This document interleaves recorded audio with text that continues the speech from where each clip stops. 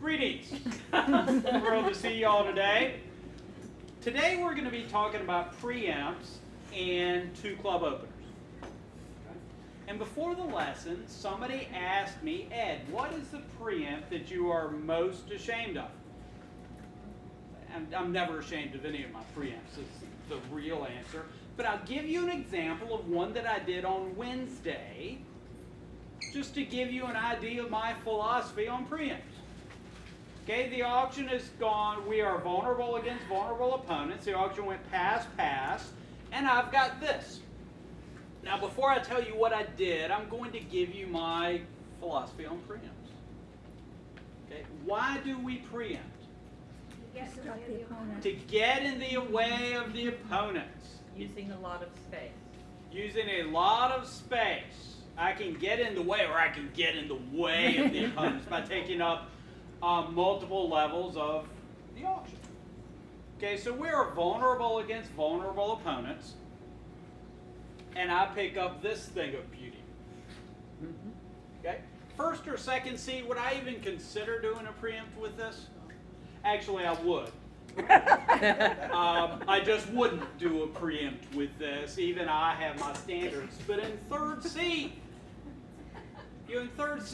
I'm opposite a past partner. I've got 3 cards in the majors. Do the opponents likely have a game? Yes. Yeah, unless my partner's at the tippy top of his bid with cards in the majors, they likely have enough points for game. And they likely have an 8-card major suit fit. So does this hand look and smell like a preempt?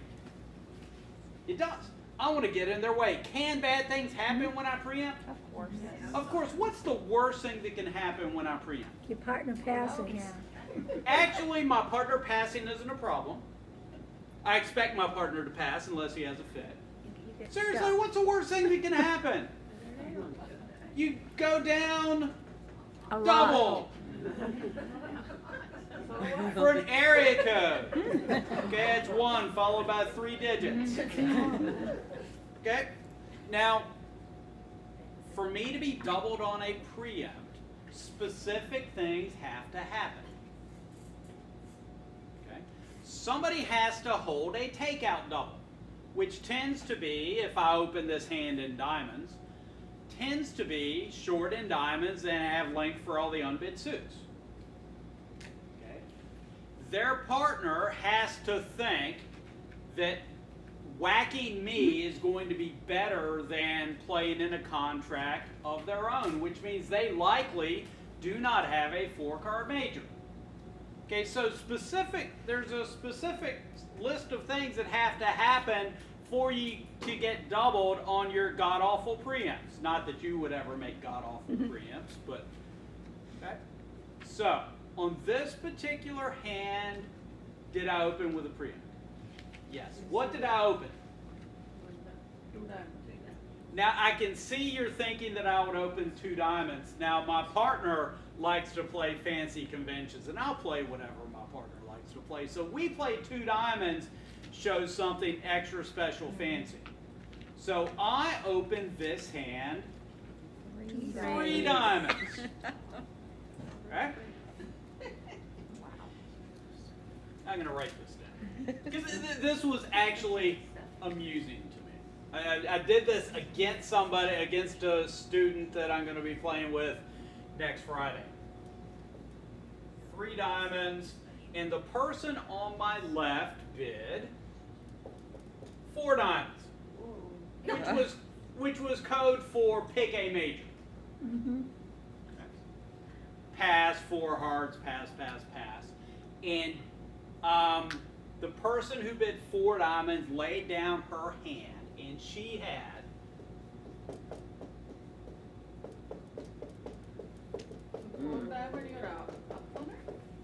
Yes. Your partner. My partner.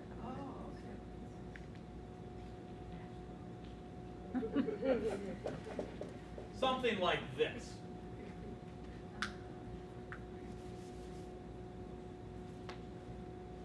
Oh my gosh! Okay? She has a full-throated, I can make game in hand. Okay, Okay, so when 3 diamonds, 4 diamonds passed 4, and they made 6 or 7, I don't recall which.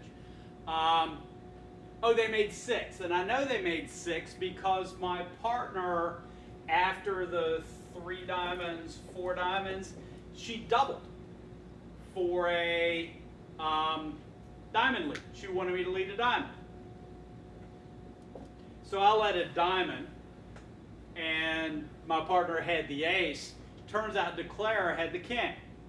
And my partner looked at me and said, you know, I'm surprised you would open 3 diamonds on such a bad suit. Again, why am I preempting? Make it hard for the others. To make it hard for the opponents. Now, is that the only reason to preempt?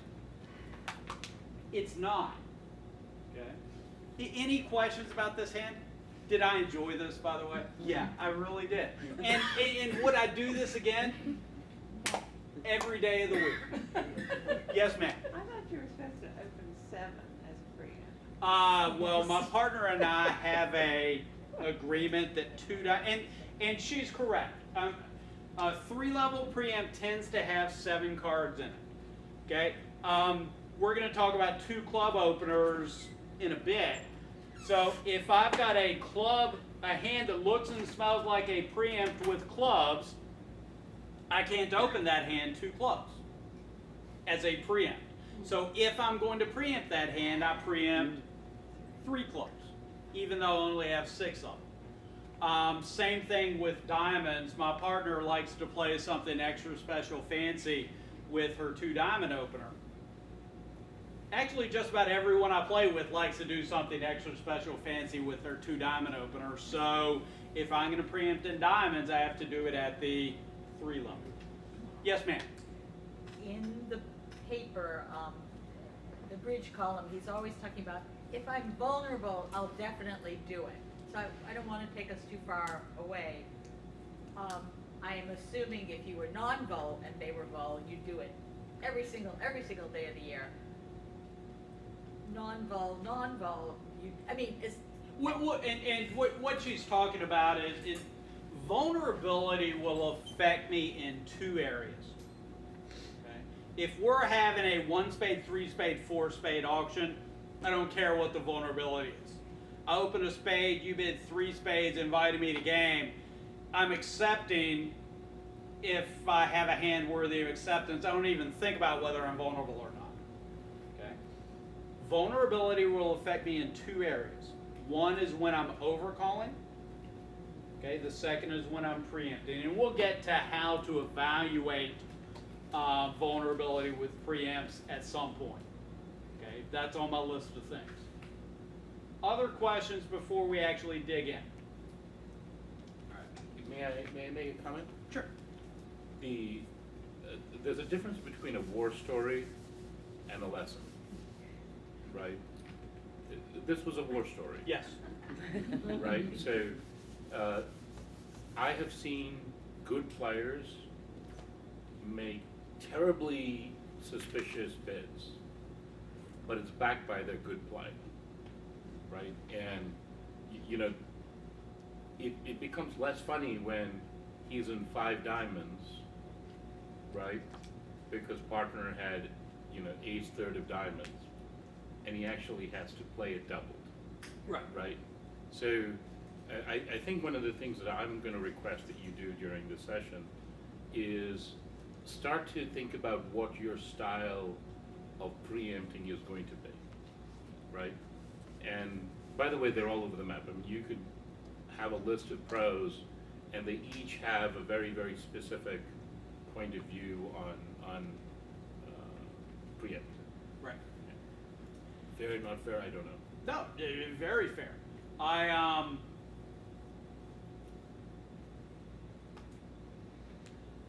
going to give you standard preempting on week 2s. Okay, and we'll talk about higher level preempts in a bit. But right now we're going to talk about week 2s. And a lot of players play something called a disciplined week 2. Week 2 and preempt is Same thing. A preempt is a bid where I'm taking up a lot of bidding space with a hand that doesn't warrant, that isn't a necessarily good hand. I just have a lot of cards in this suit. Now really I can preempt with a good hand as well. I open 4 spades with a hand that expects to make 4 spades. I mean, that in essence is a preemptive bid. I'm taking up a lot of room. But yeah, I actually expect to make 4 spades as opposed to a hand where I have, so how many cards for a 3-level preempt? 7. So how many cards for a 4-level preempt? 8.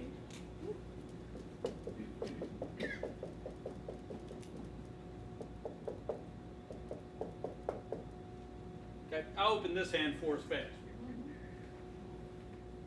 I don't know what we can make, but I'm going to bid 4 spades. And if the opponents want to outbid me, they get to do it at the 5 level. And if the opponent's going to want to whack me, well, I anticipate I can take 7 tricks with this suit on a good day. Okay? So they aren't going to punish me that much, unless I run into a buzzsaw. Anyone here ever run into a buzzsaw when you preempt? You get somebody with King Jack 10 behind you? Yeah.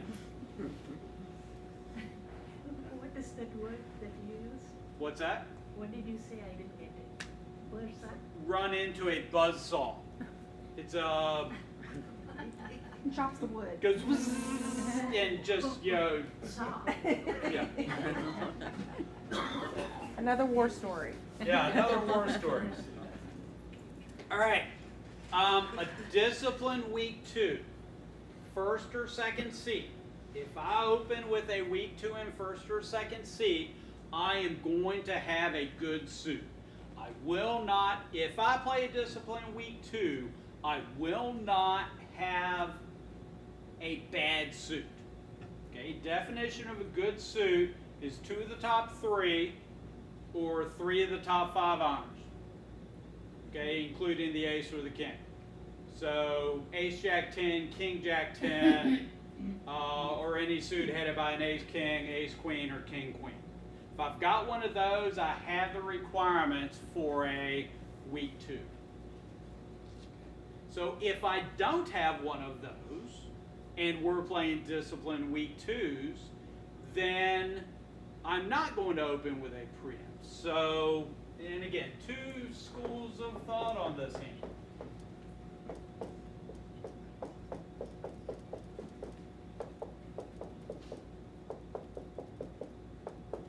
All right, everyone in the world, or in the Richmond world, opens this hand 2 spades.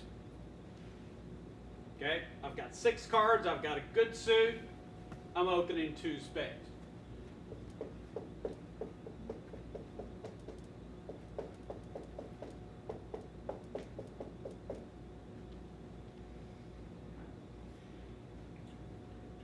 What about this hand? What do we know about preempts? If I open 2 spades, what do I have in general? I have less than an opening hand, a hand that doesn't meet the rule of 22, okay, with a 6-card spade suit.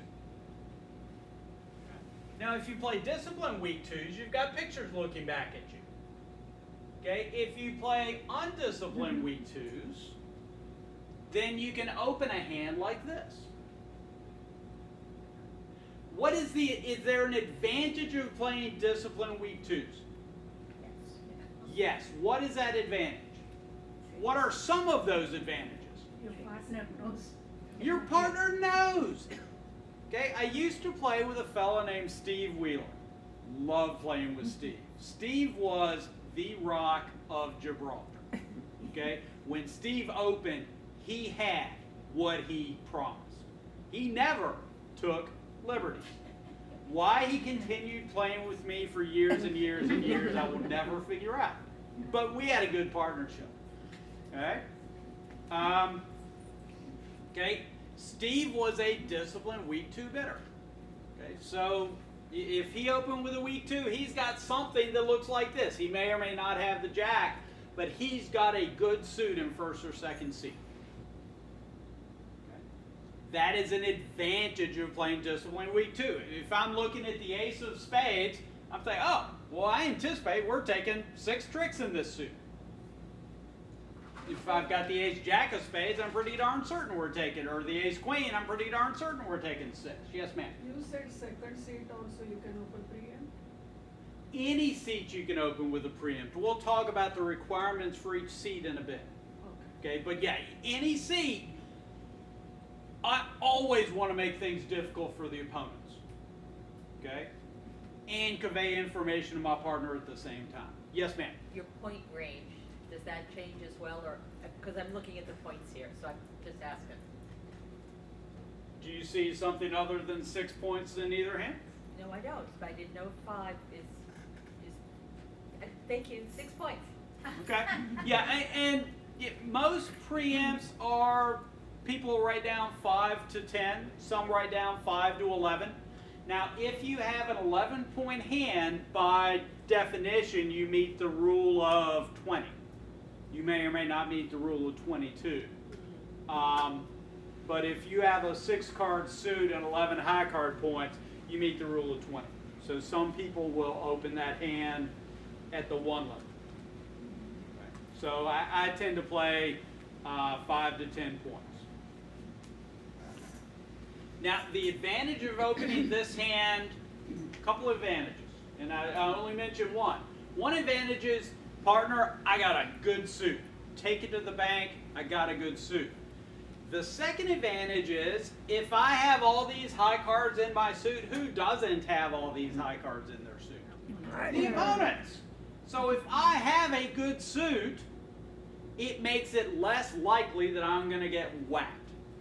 Okay, because to get whacked, the opponent should have length in my suit and high cards in my suit.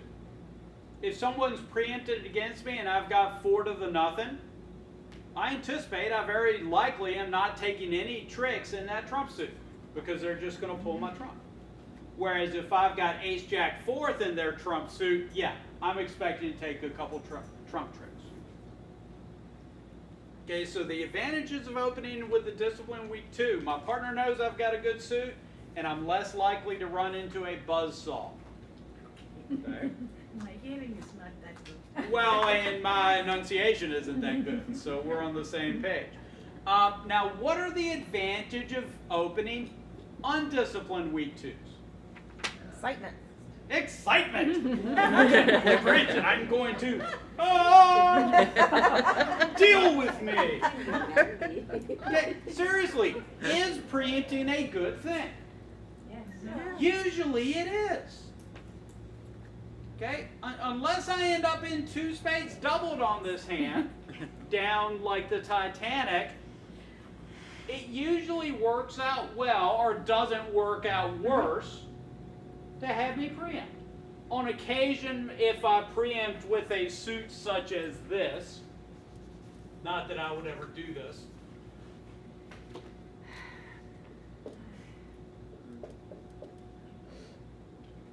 all right, now don't, oh, we're still taping.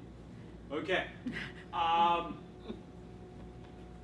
my definition of a preempt with one of my favorite partners is any hand with the required length in a suit that has the required number of points. So if I've got a 5 to 10 point hand with a 6-card spade suit, 2 spades. 2 spades. I could have that hand, I could have this hand. Okay? Now this hand likely has a couple of defensive tricks that my partner usually will not expect me to have when I open with a preempt. On occasion, when I preempt hands such as this, my partner will, on opening lead, bang down the king of my suit to his detriment. Because, you know, declarer takes the ace and also has the queen and kind of chuckles at me for opening something like this. Okay, but the advantage of an opening undisciplined Week 2s is you get to do it, you get to preempt more often. Okay? It's exciting. Okay.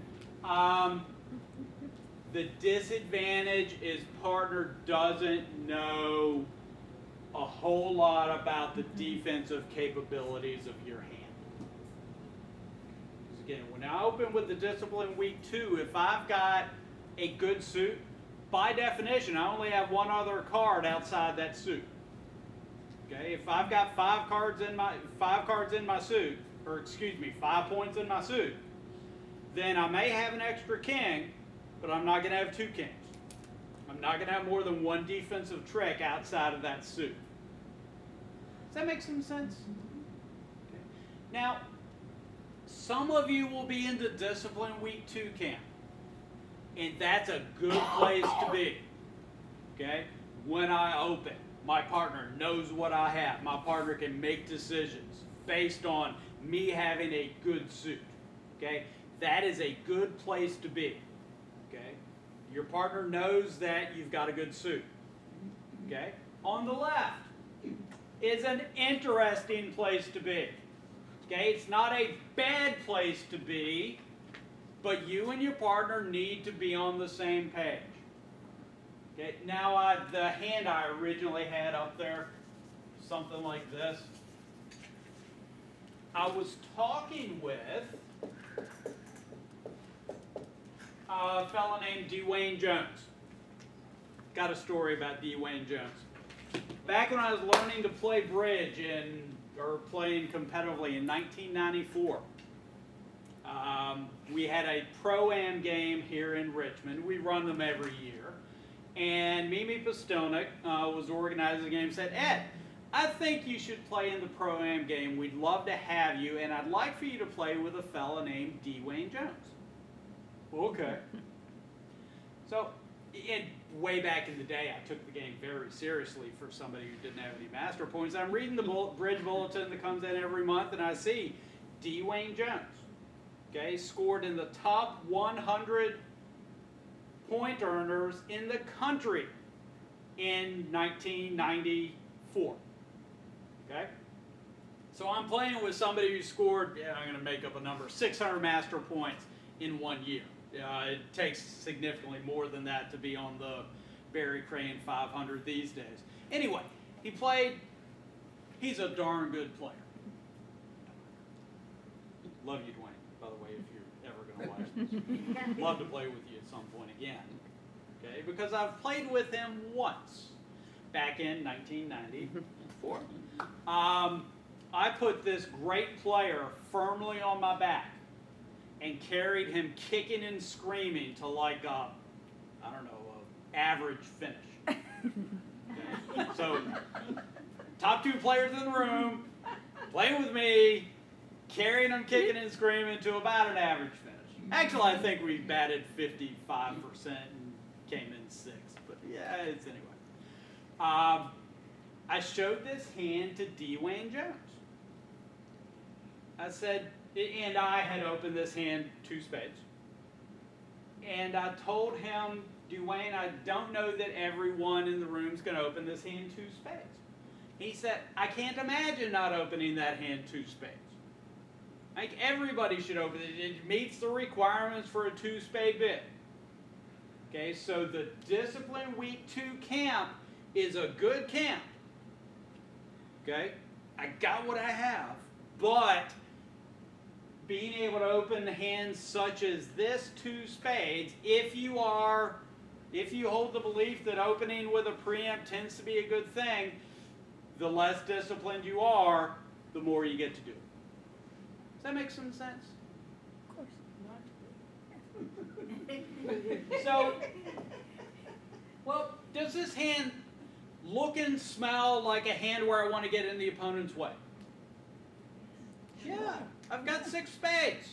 I want to be able to mention that I've got spades, and if I pass, then I likely will never be able to mention with any degree of safety that I have 6 spades. So the opponents will be able to bid on their merry way with dead silence opposing them. Okay, as opposed to opening this hand 2 spades and making the opponents get into an overcall position or a takeout double position, which are tend to be less descriptive methods of bidding a bridge hand than opening, responding, rebid, so on and so forth. Okay, starting your auction at the 3 level by definition is more difficult, okay, because you don't have as much room to explore. Does that make some sense? Yes, ma'am. Does this only work when you're opening, or it doesn't matter what seat you're in? That's a great question. 2 weeks ago, we talked about overcalls. Okay, with both of these hands, and when we talked about overcalls, there's 3 reasons to overcall. 1, I think it might be our hand. 2, I want my partner to lead this suit. And 3, the fun one, I want to take up bidding space to make things more difficult for the opponents. Okay, so if my left-hand opponent, my right-hand opponent open 1 club, with both of these hands, I would bid 2 spades. But you got to have 8 points. What's that? You have to have 8 points to. Well, an overcall, a simple overcall, is 8 to 16 or so points. A jump overcall is weak. And most people play a jump overcall as weak. As a hand that one club 2 spades means I was going to open 2 spades. They open 1 club, I'm still bidding 2 spades. I've got 6 spades and not an opening hand. Okay? So not really, this is overcall. This is not a simple overcall. This is a jump overcall. Okay, and same thing.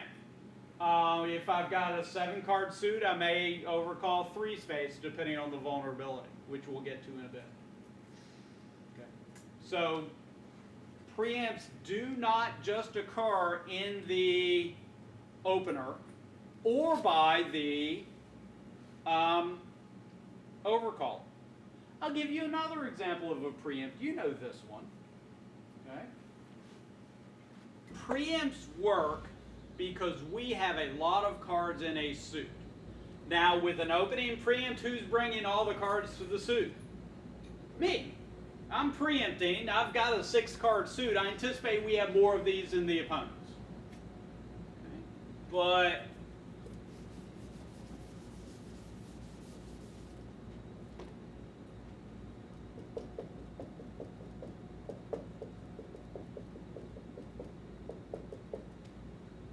spade pass. What do I do with this hand?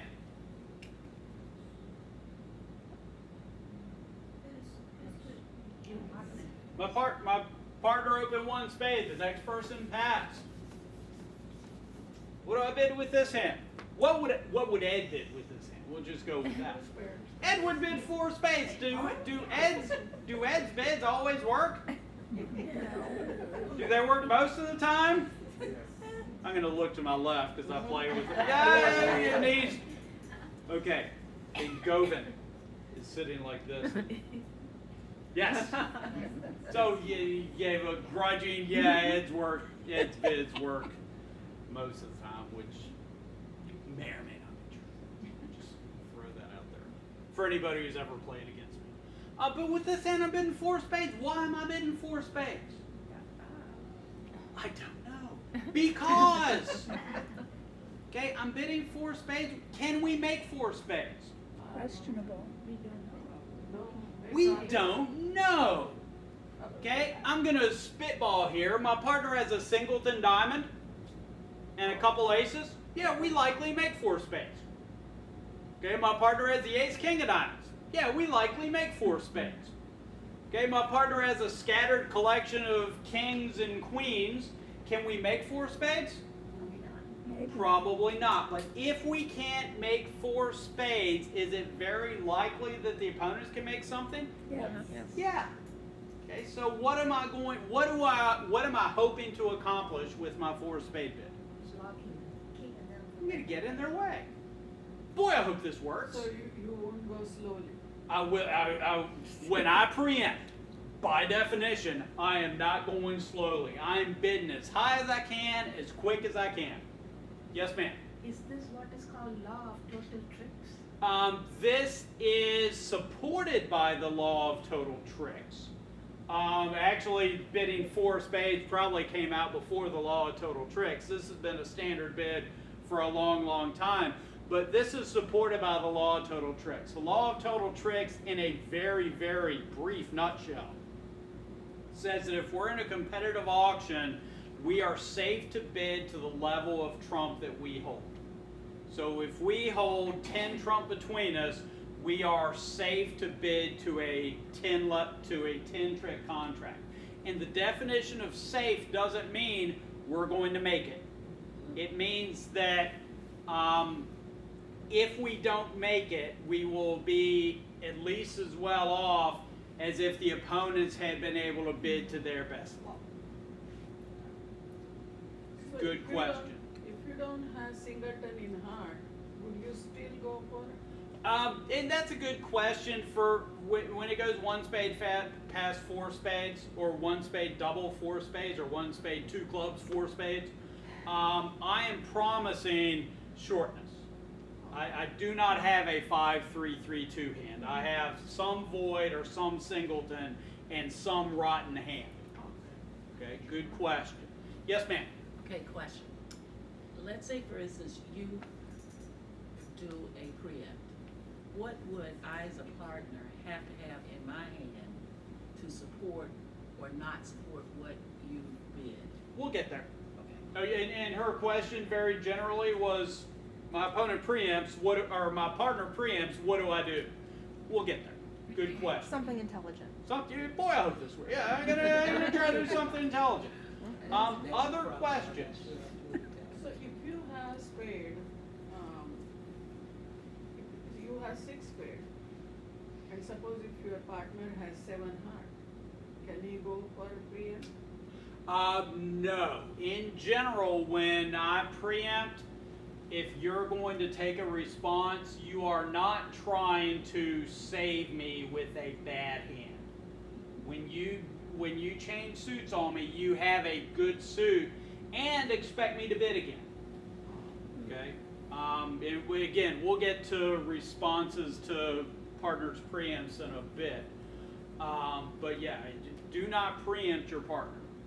With a bad hand, if I have a bad hand and you have a bad hand, who has good hands? The opponents. Let them figure it out. Okay. Other questions? Yes, sir. Since you were talking on weak twos and whether it's disciplined or non-disciplined, in the convention card, it's weak, intermediate, or strong. Those are high-level preempts. I'm pretty sure 3 or 4 level preempts. Yeah, 3 or 4, that's right. Yeah, 3 or 4. You've got very weak, and The 2 is at the bottom of the first page. Right. So the, Right. I got it. yeah, and it's funny because some people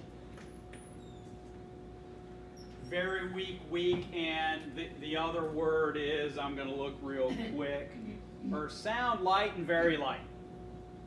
and there should be a 4th box called comically light. Yes, comically light is the. Okay. And again, anyone is going to open this hand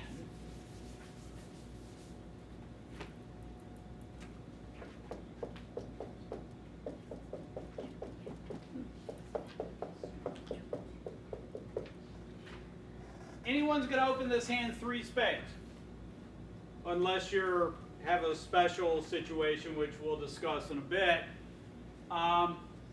Everyone opens this hand 3 spades. What do I have? I've got a good suit. I've got 7 cards in this suit. I'm going to open this hand 3 spades.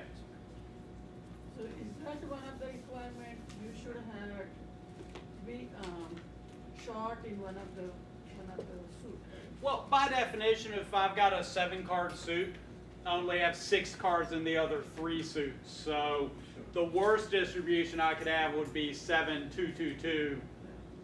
7-4-1-1 would be better. 7-6 would be a lot of fun. But,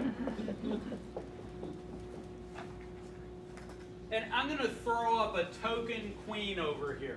No, I'm going to throw up a token king. Okay? Is this a 3-spade preempt? Not by definition. No, yeah, and it's not a good, by definition, it's not a good suit. Is this a hand where I really want to get in the opponent's way? Yes. Is this a hand where if I choose not to bid now, it's very possibly going to be bid now or forever hold your peace? Okay, because an opening preempt tends to be more effective. Well, let's look at it like this. I've got 2 options. Oh gosh, this is not a good hand. I do not feel good about preempting this hand. So I choose to pass. And then the auction proceeds. 1 diamond, pass, 1 heart. Okay? Do I feel like preempting now? Good, yes. Yeah, I could. Because I know the opponents have a little something something. So I could preempt at this point. However, if I choose to preempt this hand 3 spades right away, we don't have I have a 1 diamond opener on my left, and I have at least 4 hearts on my right. They get to figure that out by themselves at the 4 level.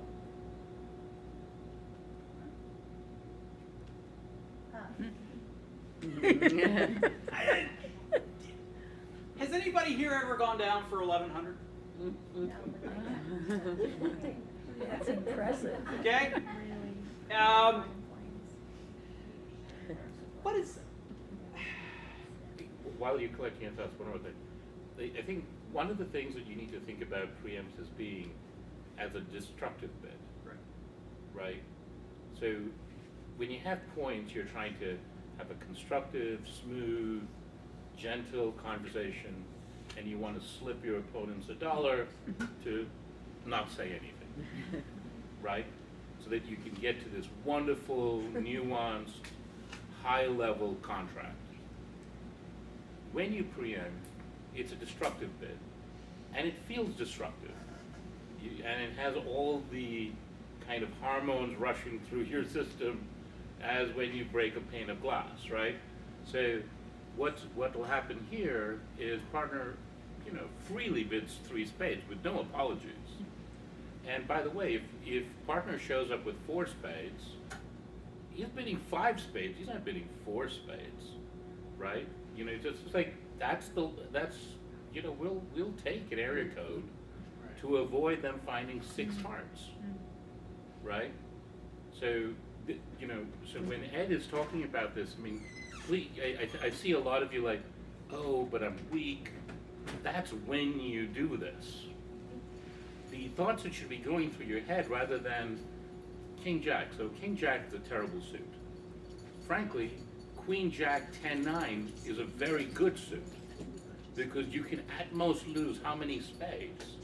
2. Here you can lose 4 spades. Right? So I'd say take away the king, give me the Jack 10-9 8-7-6. I'm still bidding 3. I mean, with that many spades, I'm still bidding 3 spades. Right? So and in that case, I have a 4 count. Right? It's destructive. Right? So, and this is where bridge is going. I mean, so the reason why D. Wayne in the 90s played it this way is because that's where bridge is going. So the other style is a little more dated. Where you kind of have to have ace, queen, jack, 10 before you preempt because your partner needs to have something to lead to you on. And if you play a disciplined week 2, there's nothing the matter with that. Okay, a lot of players play disciplined week 2s.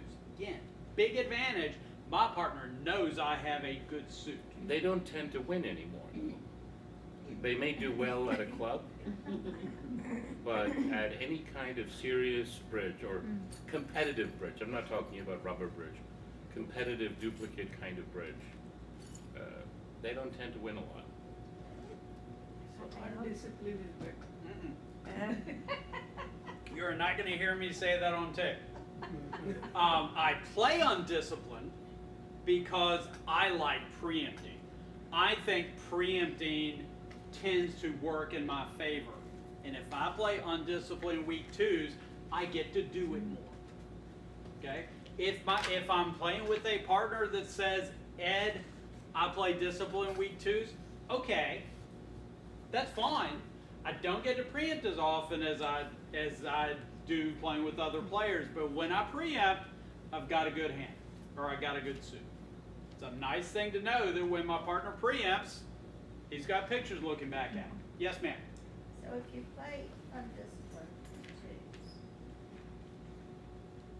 during the bidding process, if there is any between you and your partner, is there any, and you have actually a very good discipline week 2, is there any time that you can let your partner know that, or does your partner always think you have garbage?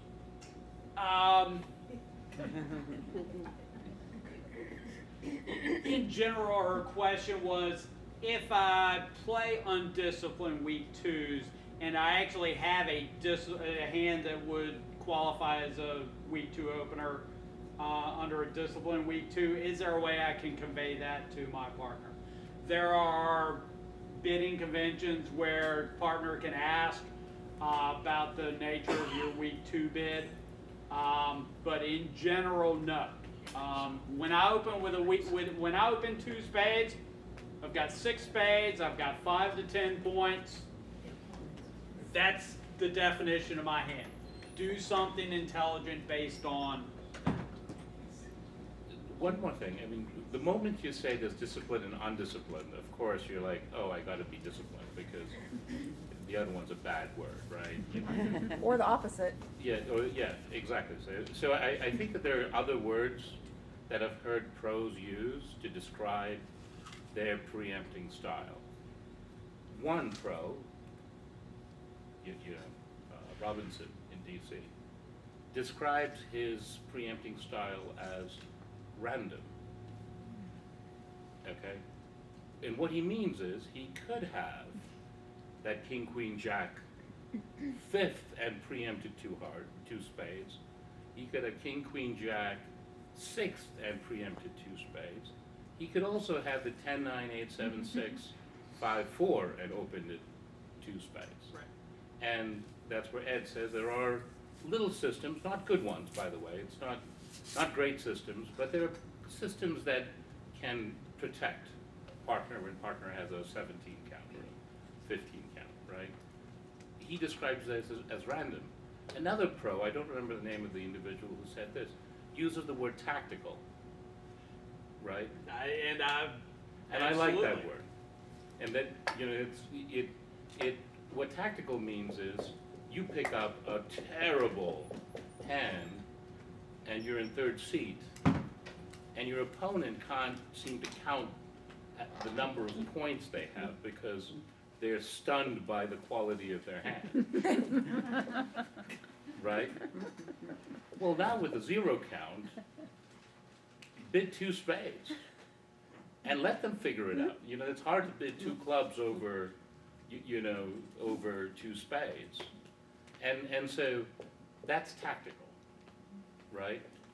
And that's not the only thing that's tactical. There's a lot of other things that are tactical, right? So this idea of 1 spade, 4 spades, I tend to describe it not as preemptive, because that does, who knows what that means, as tactical. Part of that's the only bid I had. Partner of an extremely weak hand and I don't want the opponents to find their suit. So instead of thinking of it as undisciplined, you can think of it as light, which is fine. Think about kind of what style you want. And I'm keeping on going back to the point. What Ed is doing is giving you color on terms of what your style choices can be. As an example, my right-hand opponent opens 1 club, and I've got this hand. Perfect. I've got options. Okay, who can give me some options? Yes. 5 diamonds. 5 diamonds is an option, depending on vulnerability. Now, 5 diamonds tends to be a come and whack me bid, which isn't the worst thing in the world, because, I've got 2 good. I'm only going to lose 2 tricks in this suit. I'm only going to lose 1 trick in this suit because that's probably the opening lead. And if my partner has an ace and a diamond card, I can actually make 5 diamonds. Okay. Does this hand qualify for a 1 diamond overcall? It does. I've got a good hand, I've got a good suit. Is it an opening hand? Yeah. This is a hand that I would open, but when I'm bidding with this hand, I could also bid 3 diamonds, depending on the vulnerability. Okay? So preemptive hand, I know that I'm only looking at 2 cards in the majors. Okay? I want to take up bidding room to avoid them from getting to their best major suit fit. Now, I have playing against Dwayne Jones. Dwayne, I'd really enjoy playing with you at some point because I keep telling stories about you. I had a hand that looked like this. I'm not vulnerable against vulnerable opponents, which we'll get to in a bit. And I had this hand.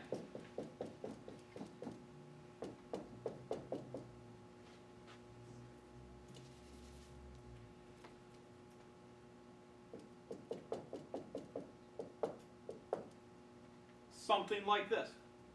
Non-vulnerable against vulnerable opponents. I opened 4 diamonds.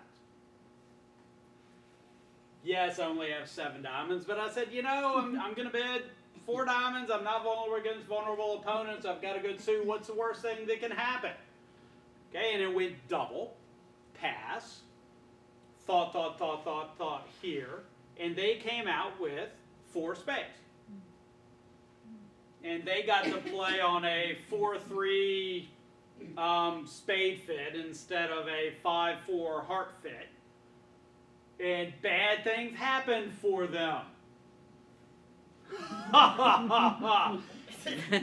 Okay?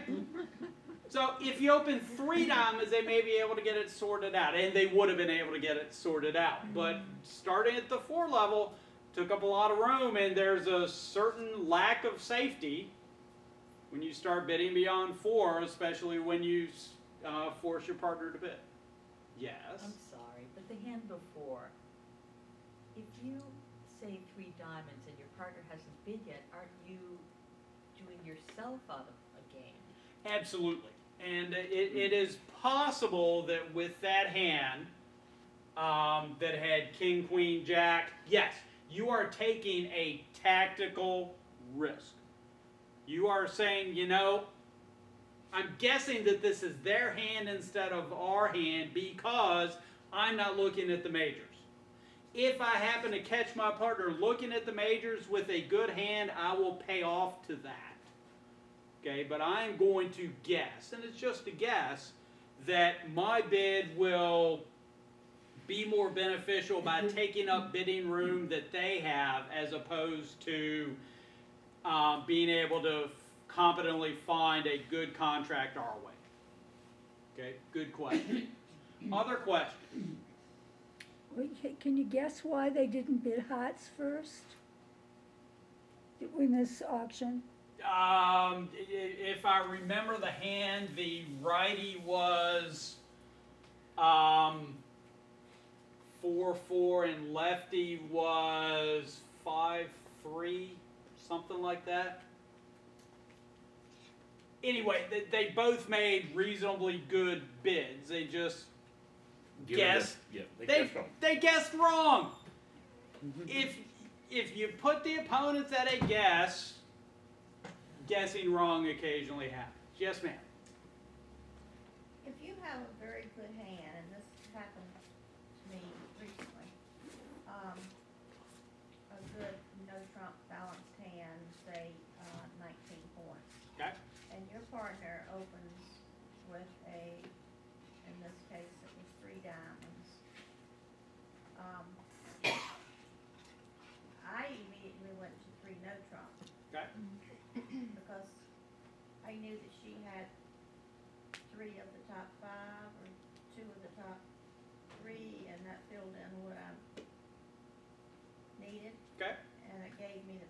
trump and went right to it and made it. Now, if she had bid that 3 diamonds based on having 7 crappy diamonds, I'd have been dead in the water with my 3 no trump. Possibly. That's the downside to me of playing the non-disciplined preempt, is that it doesn't allow you to count on any strength in that preempt, and in no trump, having length is very valuable, but you need to be able to count on a little strength, some stoppers up there too. So But fair. if you knew your partner didn't bid a discipline, you probably wouldn't have gone to 3 no trump, you'd probably have something else. Well, and the other question is, and if you have a 19 count, and your partner has a human preempt, okay, as opposed to something like this. Does this look and smell like a preempt? Absolutely looks and smells like a preempt. It looks like a hand where I want to get in the opponent's way. Do I have my standards? Yeah. Okay, so I am not going to open this hand with a preempt first or second seat.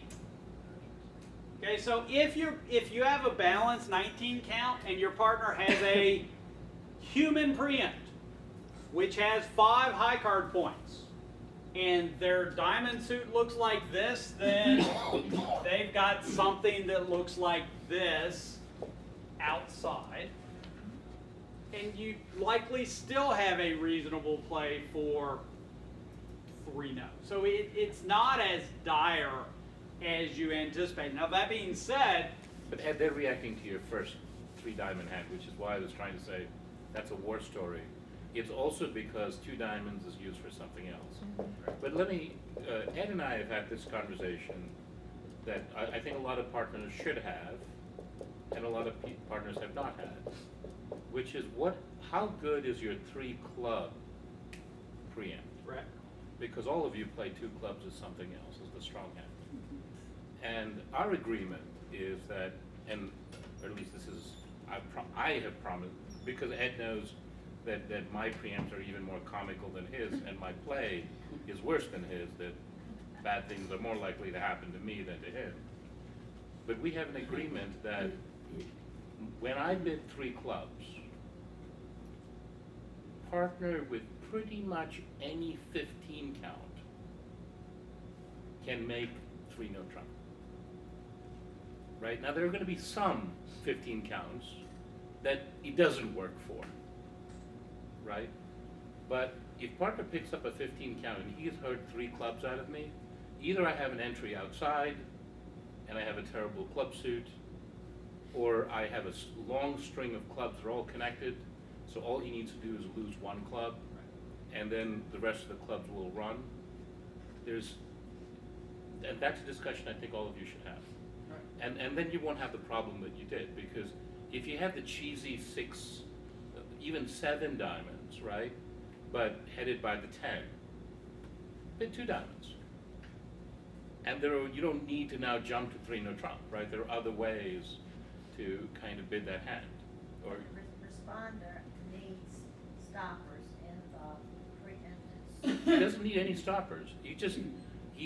By bidding 3 diamonds, right, you're taking away options from your partner. The only option they have is to bid 3 no trump. But on the other hand, if you say, you know what, this is really a terrible preempt, even though I have an extra diamond, I'm going to temporize it, I'm going to bid 2 diamonds.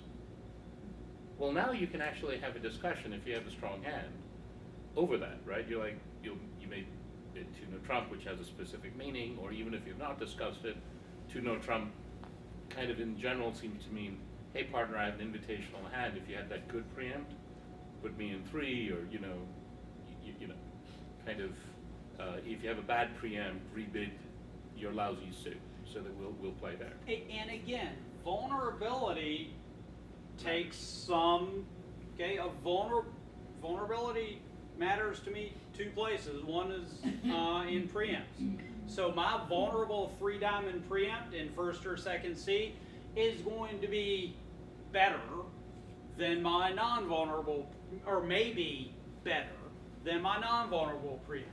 Non-vulnerable first or second C, Okay? Give me a hand that looks and smells like a preempt, I'm preempting. Okay? Vulnerable, I'm going to have a better hand because vulnerability is one of the areas that if I get caught speeding, I will get caught speeding harshly. With prejudice, if you will. Yeah. My partner opens 3 diamonds with this hand. What do I think we can make? Do we have play for 3-no? Could. If he's vulnerable, I'm probably bidding 3-no with this hand. Do I always make my bids? No. Okay. But on a good day, I catch my partner with the ace, queen of diamonds, and we roll up 10 tricks. On a bad day, king of diamonds, my partner has queen, jack, 6th of diamonds, and an outside king, and really bad things happen. Yeah? In the green book, it says on the week 2, if you open 2 diamonds, you don't have a void. That's updated. It does. Okay. Everybody bring a pencil. Or Okay. pen. Pen. Okay. Now, if I open 2 diamonds, I am not going to tend to have a side 4-card major. Okay. When I preempt, I'm telling my partner, about most of the time, this is where we belong. We will score best if we are playing in this suit. So if I have a hand that looks like this,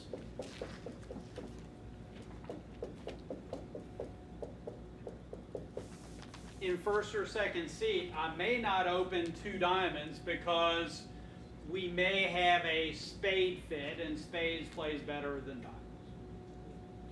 Spades scores better than diamonds. So that is absolutely, if you have a side 4-card major, I would not tend to open with a preempt unless I want to.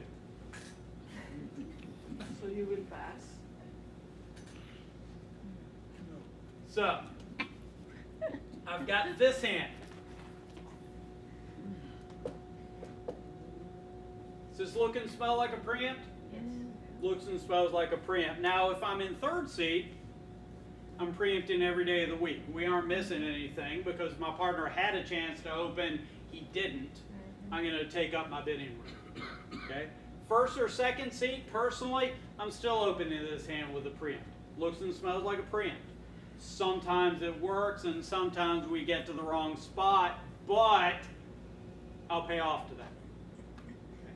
Now, the book says do not open a preempt with a void. And it says this because hands with a void are good offensively and potentially good defensively. So if I have a hand with a void, it is too good to preempt. And then you sit down and think, because that's what I encourage you to do.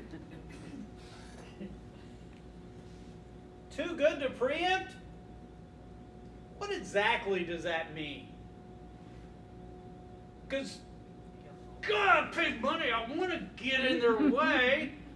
I'm not going to have a chance to bid this hand any other time unless I do it now. I want to do it now. So, for me, well, this only has 12 cards. So. For me, this is an every day of the week preempt. Okay? So I'm not going to say ignore the part about don't open a preempt with a void on tape. Okay, like I just did. Because I'm not saying don't do that. I'm saying that personally that is one that I do not consider. If it looks and smells like a preempt, what am I going to do?